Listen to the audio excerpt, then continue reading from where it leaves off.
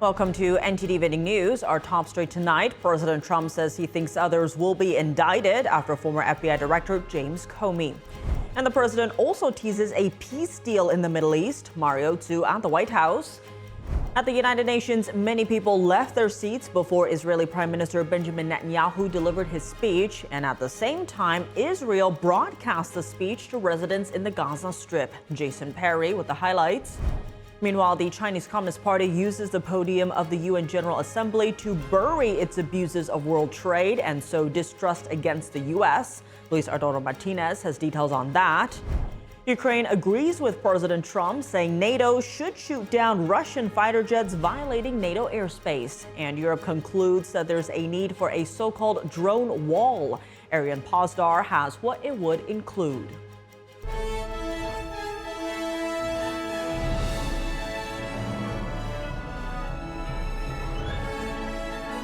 This is NTD Evening News, live from our global headquarters in New York City. Here's Tiffany Meyer. Good evening, and thank you for joining us tonight. FBI Director Kash Patel is pushing back today after being accused of politicizing law enforcement. This comes a day after former FBI Director James Comey is indicted for making false statements to a Senate panel. NTD's Arlene Richards has more. One day after former FBI Director James Comey was indicted, the current director says the media is attacking the Bureau with false accusations. FBI Director Kash Patel said in a social media post, quote, "The wildly false accusations attacking this FBI for the politicization of law enforcement comes from the same bankrupt media that sold the world on Russiagate. It's hypocrisy on steroids." On Friday, MSNBC posted an article titled Mad Al Blog. Those on Kash Patel's enemy list face investigations and criminal charges. In it, the news outlet implies that Patel is biased, suggesting he's enthusiastically prosecuting his predecessor.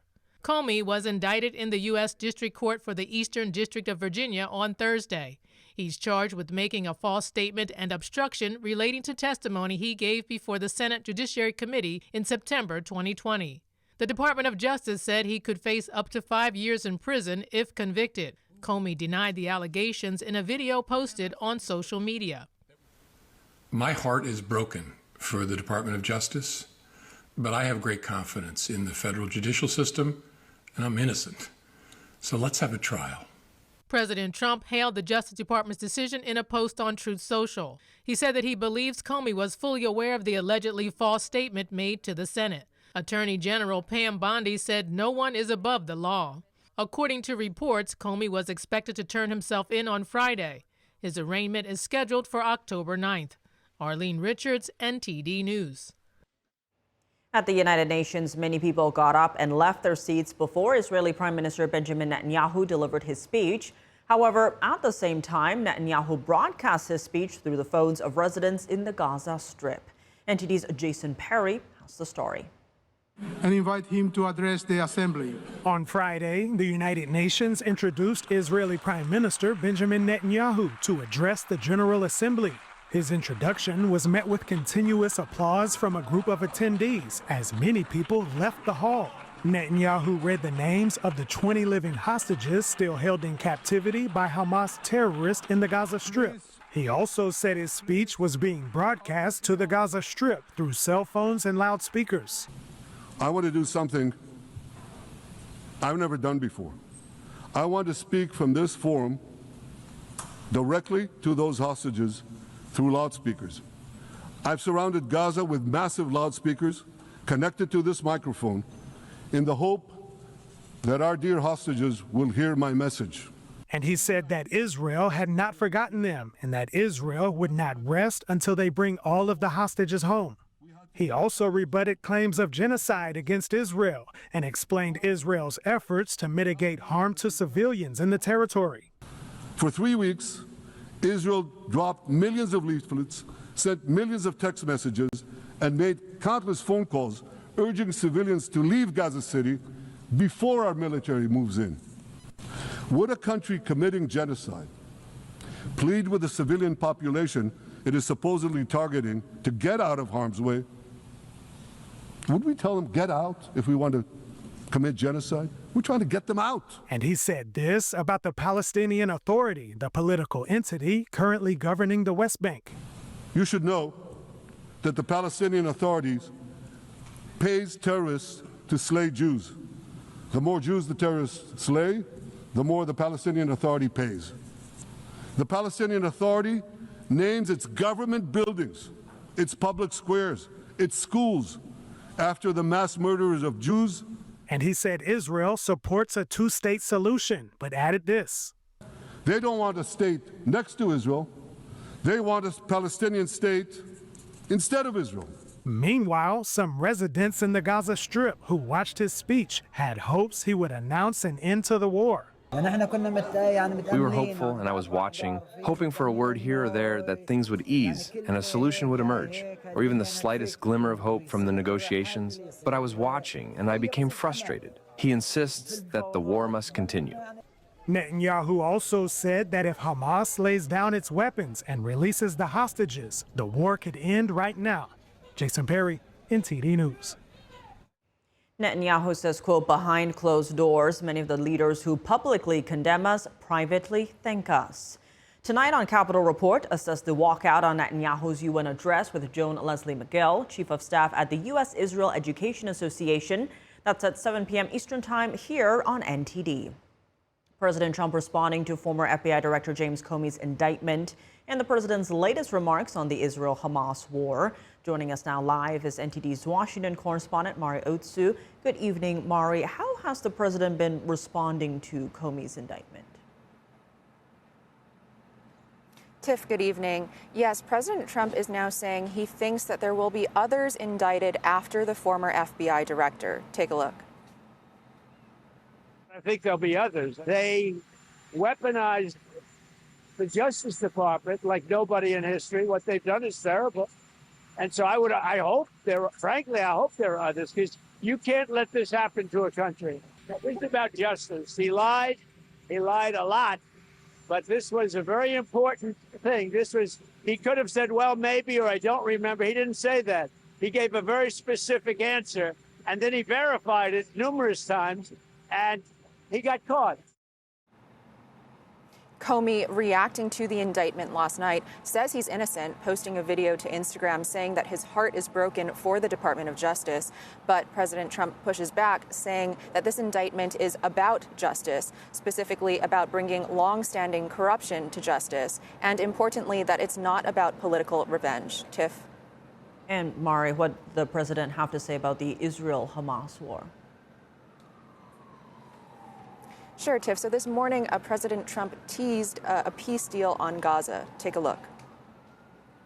I think it's a deal that will get the hostages back. It's going to be a deal that will end the war.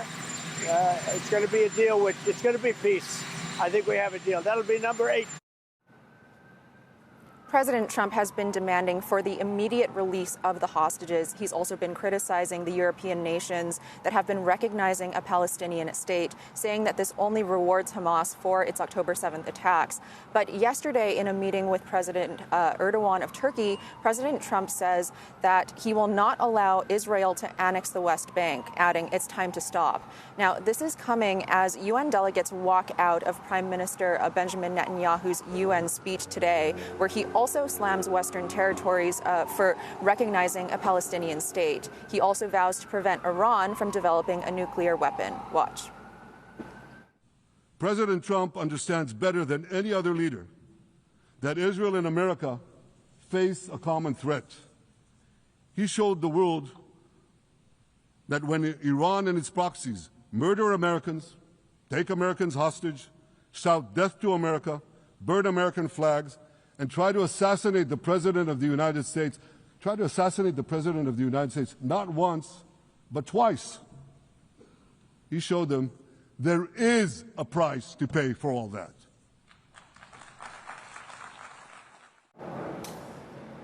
President Trump, in his UN speech on Tuesday, also touted Operation Midnight Hammer, and he warned extensively about biological and nuclear weapons. President Trump is set to meet Prime Minister Netanyahu at the White House on Monday. Tiff? And Mari, lastly, tell me more about what the president is doing with his Friday. Sure, Tiff. So today, President Trump attended the Ryder Cup with his granddaughter, Kai Trump, that's in Farmingdale, New York, where he was very warmly welcomed by both the crowd and the players there. The president wore a pair of white golf shoes, and his granddaughter, Kai, is also a golfer herself.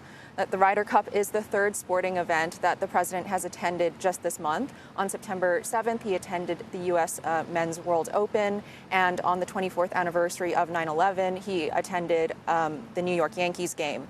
The White House also recently unveiled plans for a UFC match to be held on the South Lawn of the White House in 2026 in celebration of America's 250th birthday. This is all just underscoring the importance of sports to the Trump administration. Tiff, back to you. All right, Mari, thanks for those updates. The Chinese Communist Party has used this week's United Nations General Assembly to weaponize international institutions against the U.S. through propaganda. Our Washington correspondent Luis Adoro Martinez has more on the story.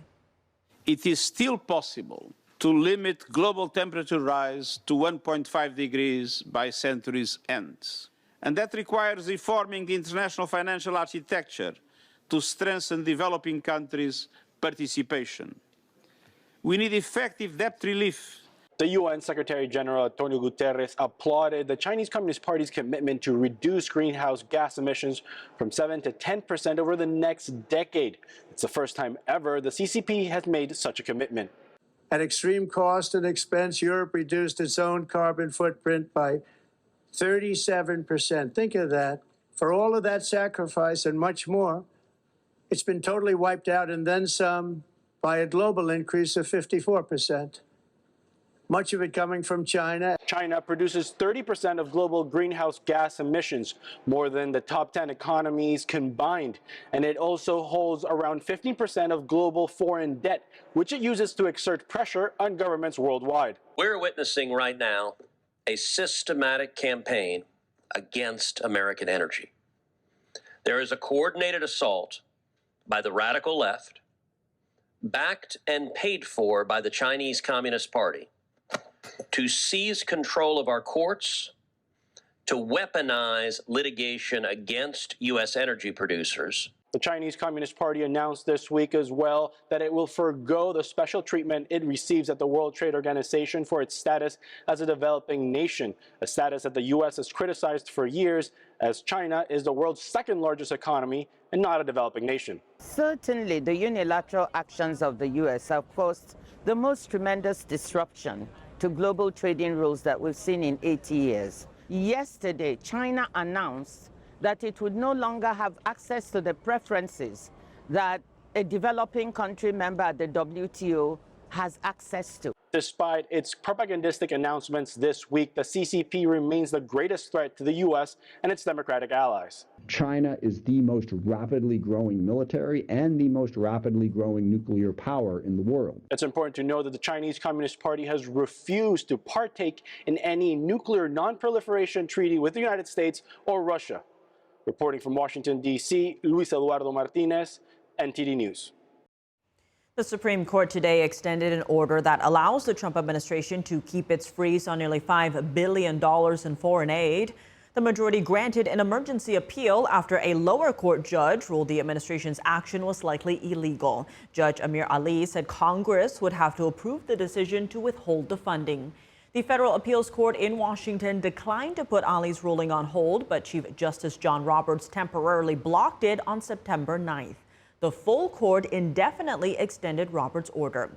Its decision today grants another victory to the Trump administration in one of several disputes over executive power.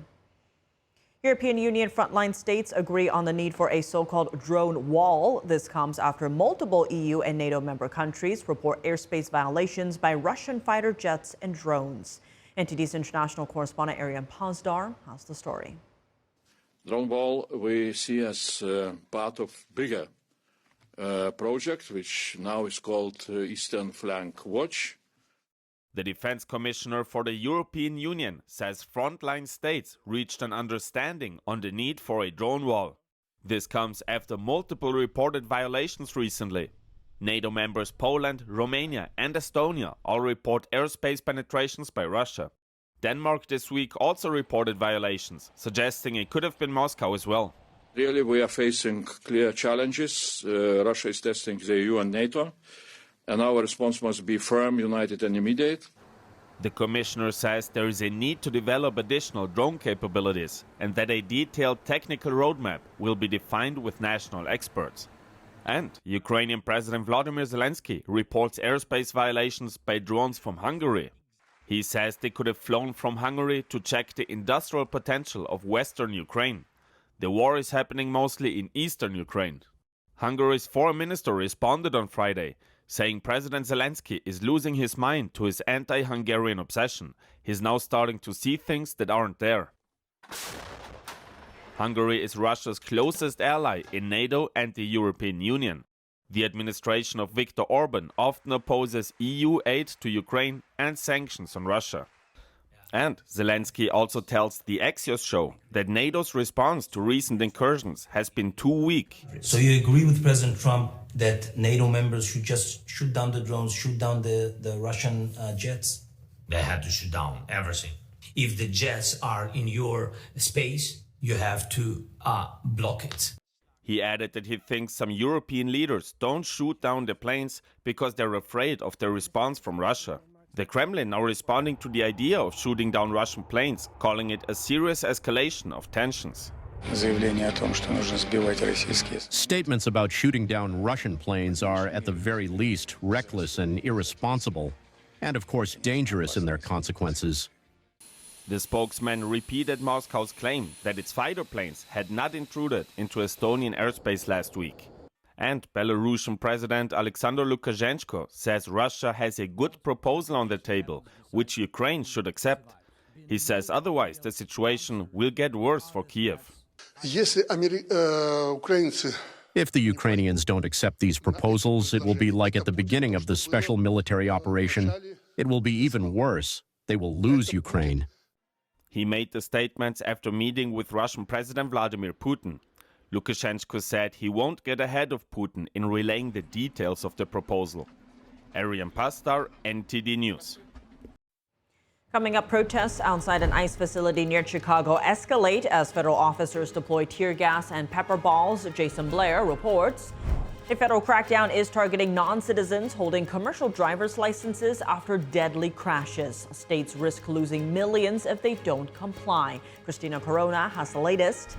And the UK plans to introduce mandatory digital IDs for workers. British Prime Minister Keir Starmer announced a new policy, saying it will make the country's borders more secure. Welcome Hudson with more on that when we return.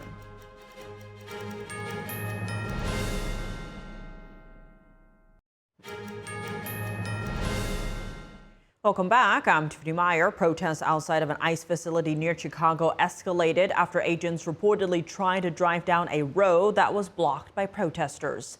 NTD correspondent Jason Blair has more. This is the second consecutive Friday with tensions rising during protests outside of an ICE facility near Chicago. About 100 protesters were outside the facility early in the morning. Things reportedly remained fairly calm until about 7:40 when agents tried to drive down a road that was blocked by protesters. After pepper balls were sprayed, most of the protesters dispersed. No injuries have been reported. An ICE spokesperson tells News Nation that before the agents used pepper balls, protesters had slashed the tires of federal vehicles and blocked paths. The ICE facility is in Broadview, a small suburb of Chicago. Tensions have been rising between the Trump administration and Illinois Governor J.B. Pritzker, with Trump talking about doing a crackdown on crime in Chicago, similar to what was done in Washington, D.C. In response to an editorial, the Department of Homeland Security takes aim at the Chicago Tribune, accusing it of fanning tensions against ICE by spreading, quote, dangerous and deadly lies, accusing DHS of targeting American citizens. The department says ICE is facing a 1,000% increase in assaults. The mainstream media must stop the smears to keep our law enforcement safe. Comparing ICE to Nazis, that gives some of these nuts and emboldens them to take action. The White House releases a video titled Dangerous Democrat Rhetoric Against ICE. It features clips from various Democrat politicians. You shouldn't have to walk around with papers the way that they did in the early days of Nazi Germany. The video is the latest of the administration's pushback on rhetoric and words that they say aren't, quote, just reckless, they're a battle cry for violence. Jason Blair, NTD News. The Transportation Department has issued an emergency rule tightening commercial driver's license requirements for non-U.S. citizens after a series of deadly crashes. Officials warn that states failing to comply could lose millions in federal funding. NTD's Christina Corona tells us more. The Transportation Department issued an emergency regulation Friday limiting commercial driver's licenses for non-U.S. citizens. The new policy follows fatal crashes earlier this year in Texas, Alabama, and Florida. Transportation Secretary Sean Duffy called the issue a national emergency and a threat to public safety. So in plain English, this is a license to operate a massive 80,000-pound truck that's being issued to foreign drivers who are not U.S. citizens or lawful permanent residents. The process for issuing these licenses is absolutely 100% broken. The nationwide review was launched after a Florida crash in which a truck driver who was in the country illegally made a fatal U-turn that killed 3 people. Duffy says states failing to follow the law, combined with a broken system, have created a serious danger for travelers. He announced 2 immediate steps. Here's the bottom line. Non-citizens will not be eligible for a CDL unless they meet a much stricter set of rules. Second, all states must immediately pause the issuance of non-domiciled CDLs until they can comply with our new rules. Get into compliance now, or we'll pull funding and we'll force you into compliance.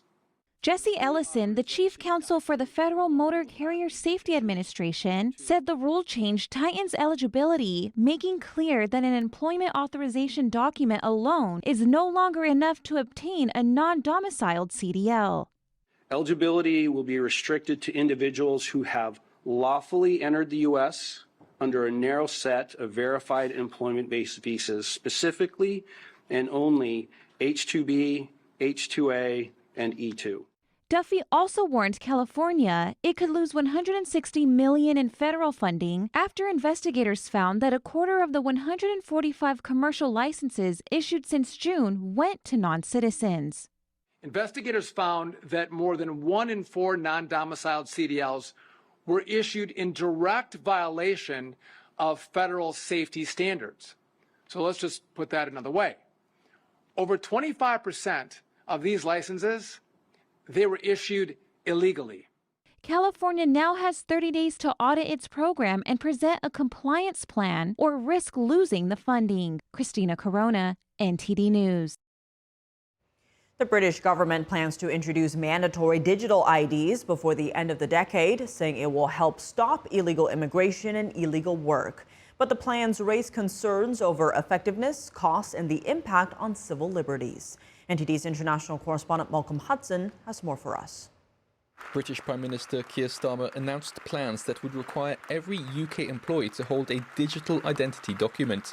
He hopes the proposed digital IDs will deter people from coming to the UK illegally by limiting their ability to earn money. This government will make a new free-of-charge digital ID mandatory for the right to work by the end of this Parliament. Let me spell that out. You will not be able to work in the United Kingdom if you do not have digital ID. It's as simple as that. But the move has sparked criticism from opposition parties. Nigel Farage's Reform UK party called the plans a cynical ploy designed to fool voters into thinking something is being done about immigration.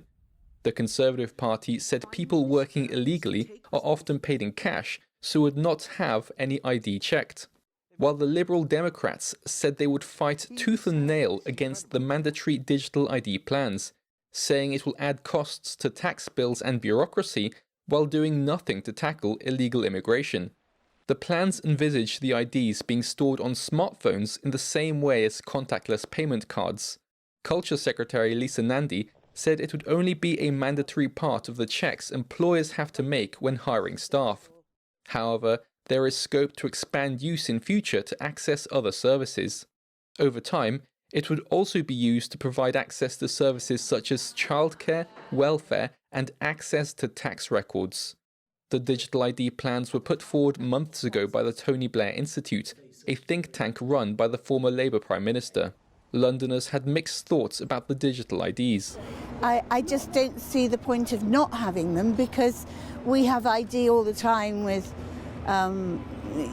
driving licenses, often carry our passports around. So, yeah, I don't have a problem with them. I think there are civil liberty concerns about it. I'm kind of worried about how that will be enforced, what people will be forced to choose.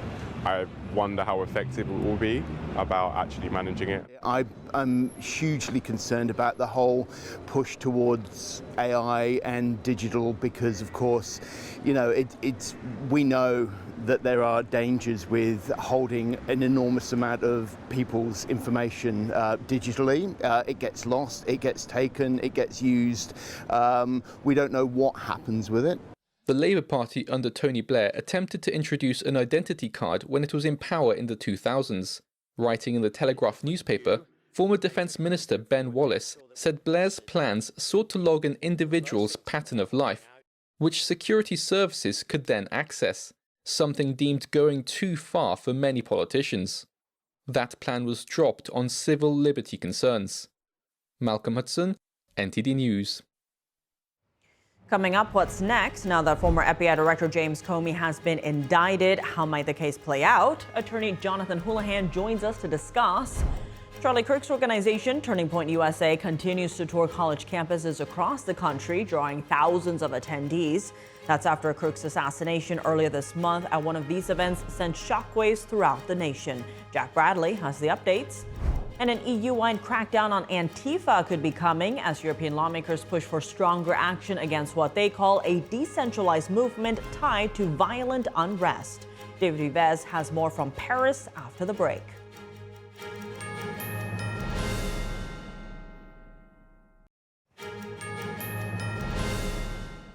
Welcome back. I'm Tiffany Meyer. Former FBI Director James Comey says he's innocent and that he welcomes a trial in a video released last night after he was indicted for allegedly making a false statement before Congress and for obstruction in a criminal case.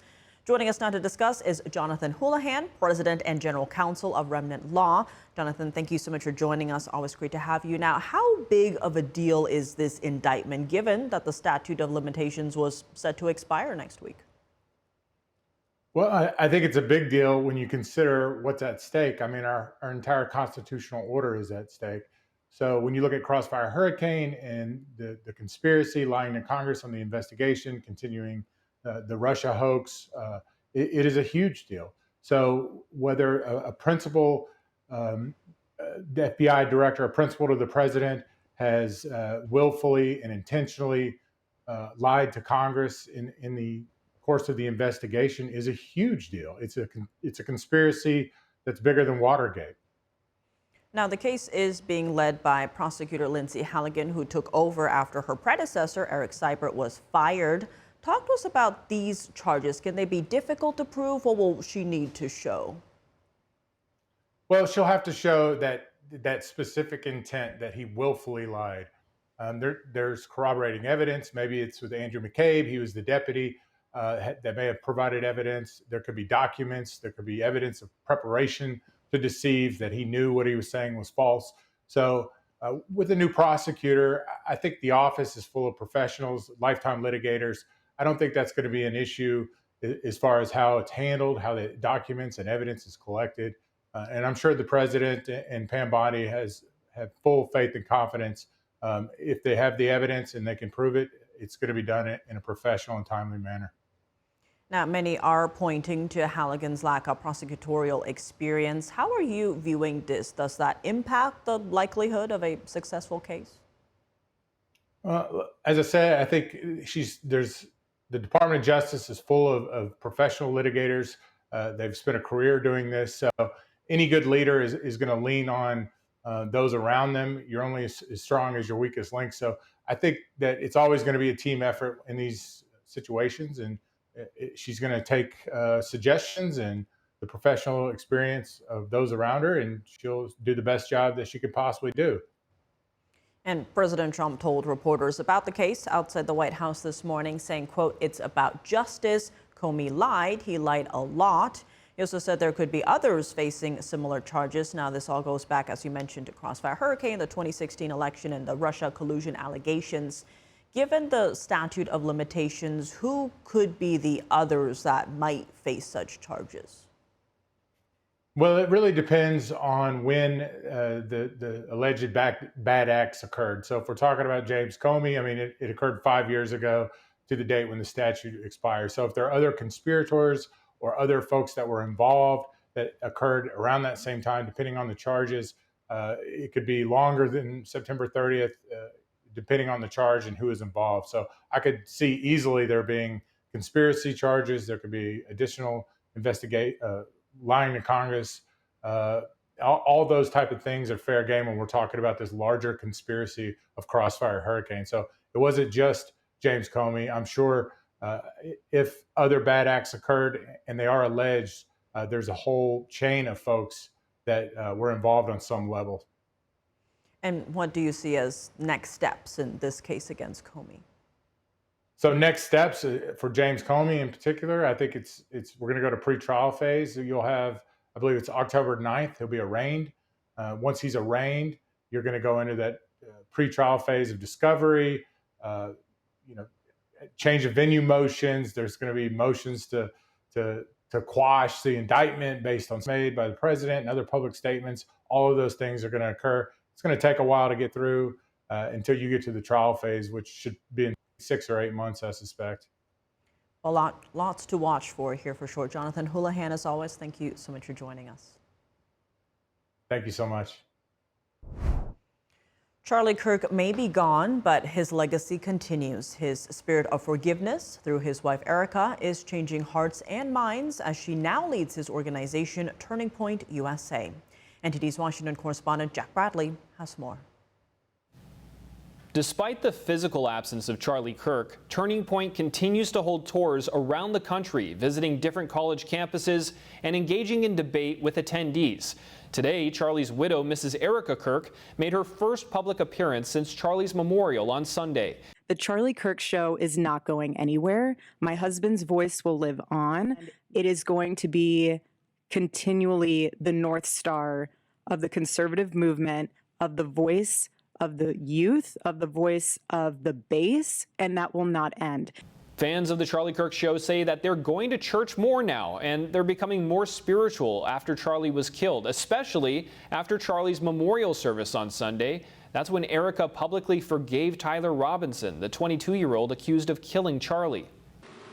That man, that young man, I forgive him. Actor and comedian Tim Allen said that he was so inspired by Erica's message there that it led him to forgive his father's killer. He wrote on X, quote, "That moment deeply affected me. I have struggled for over 60 years to forgive the man who killed my dad. I will say those words now as I type. I forgive the man who killed my father." And Charlie Kirk's legacy is even touching those who disagreed with him politically. California Governor Gavin Newsom said this week that Democrats from his party can learn from Charlie Kirk's outreach to the youth. Charlie Kirk's ability, what he was able to achieve in terms of organizing the campuses, engaging these young men, addressing their grievances, giving them some sense of hope, that someone cared, that they mattered, that they were seen. He was able to produce and organize around that in a deeply meaningful way. And the Democratic Party was nowhere to be found on the issue. In the past 2 weeks, Turning Point is reporting that it's received over 120,000 requests from high school and college students across the country to either start their own chapter or join one.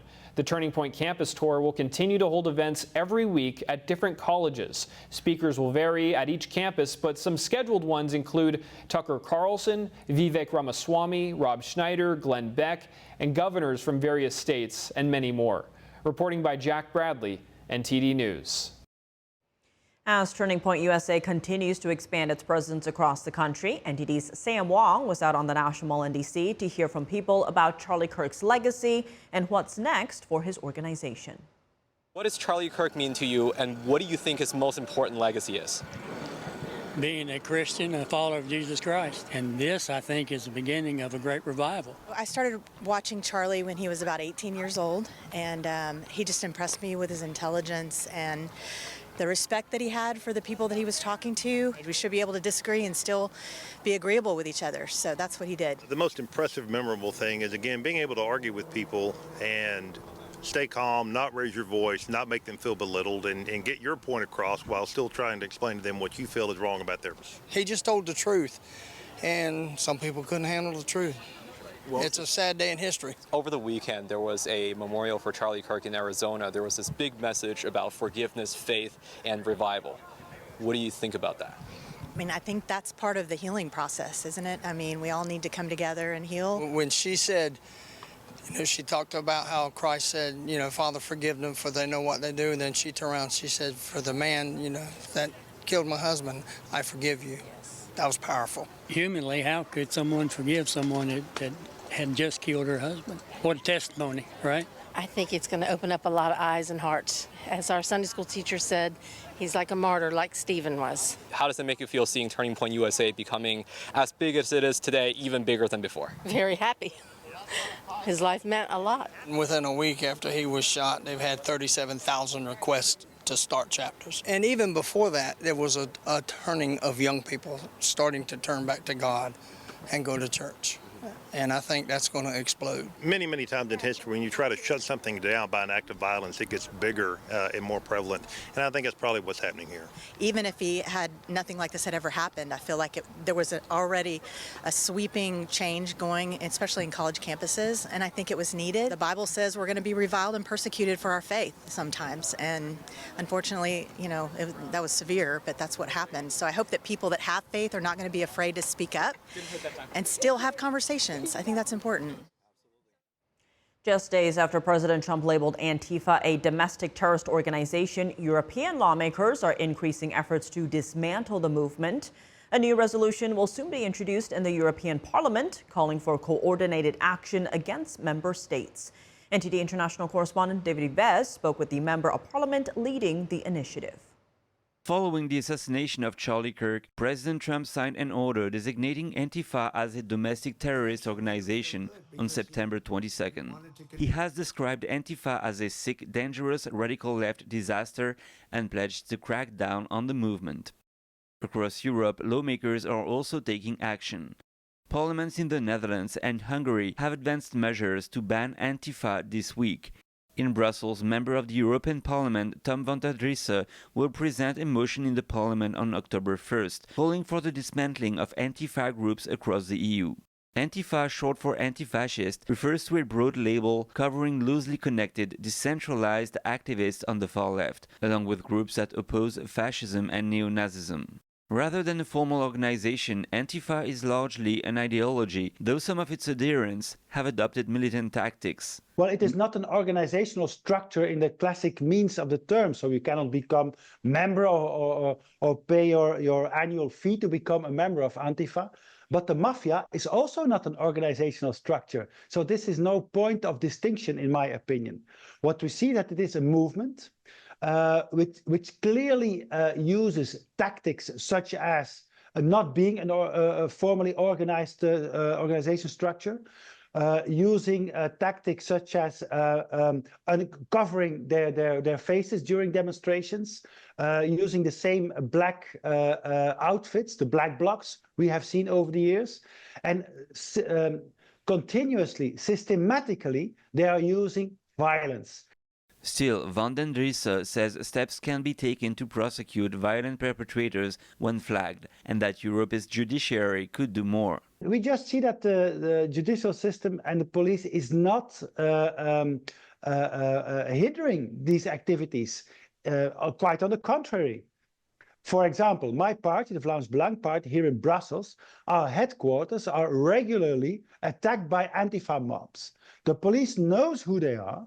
But when we film their attacks on our headquarters, where they are demolishing the front door, they are smashing windows and so on, then my party gets prosecuted by the state because we do not have a permit to film outside our building. You see? So this is quite ridiculous. President Trump has also said that George Soros' Open Society foundations might be charged under the RICO Act for allegedly financing violent protests. In response, the Open Society foundations denied the allegations and denounced what it called politically motivated attacks on civil society. Vanden Driessen says similar investigations should be launched in Europe into the potential role of the Open Society Foundation. There are clear signals that societies like the Open Society of George Soros is instigated in financing these networks directly or indirectly to support networks of lawyers, for example, who when one of these Antifa members eventually gets arrested by the police, then suddenly they have numerous lawyers and very expensive lawyers. Who is paying for this? My resolution is filed here in the European Parliament so that we call on the member states and also on the European Commission to investigate what is happening, to uncover these financing networks, these support networks, and to uncover the hidden truth, in my opinion. Several incidents involving Antifa groups have been reported across Europe. David Vives, NTD News, Paris. Jimmy Kimmel is returning to more screens tonight. Sinclair and Nexstar both announced that the Jimmy Kimmel Live show will return to their ABC affiliate airways starting tonight. The two major station groups had continued their suspension of the show after ABC reinstated it on Tuesday. The companies had suspended the program on September 17th over remarks that Kimmel made in the wake of Charlie Kirk's assassination. In a statement, Sinclair explained that its objective through the process has been to ensure that programming remains accurate and engaging. It also noted the importance of responsible broadcasting in light of recent violence. Coming up, school districts are deciding which public schools to close. Numbers show that student enrollment continues dropping. David Lamb tells us what scholars are saying after the break.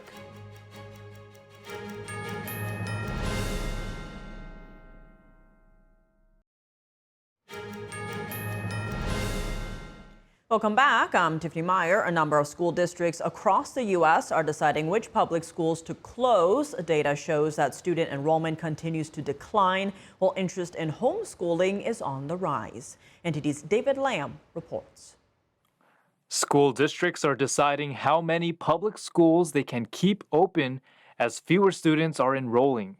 Really, this issue of a significant public school enrollment decline is something we have not seen in this size for quite a while. Since the COVID-19 pandemic, public schools have reportedly lost about 1.8 million students. It's projected that from 2023 until at least 2031, enrollment will drop by 5.5%. Scholars are citing demographic factors and student dissatisfaction with the public school system. If there are 20 schools in a community and there are only enough kids to justify 16 schools in the community, then 4 of them are going to close for budgetary reasons and similar. So which 4 should close? Is it the low performers, or is it the politically vulnerable schools? Is it schools attended by minority kids? These are serious decisions that local districts have to make. So part of it is the frustration they may have with not having their needs met or not feeling like what's happening in school is helping them right now. We have both this issue of chronic absenteeism, where the students who are enrolled are not showing up, but then we also just have lower numbers. And that can be attributed to both fewer births that are happening, as well as more families choosing to homeschool, send children to private school, or choose other learning options. Florida Governor Ron DeSantis said on Thursday that the Success Academy is opening its first charter school in Miami. It's one of the nation's highest performing charter school networks.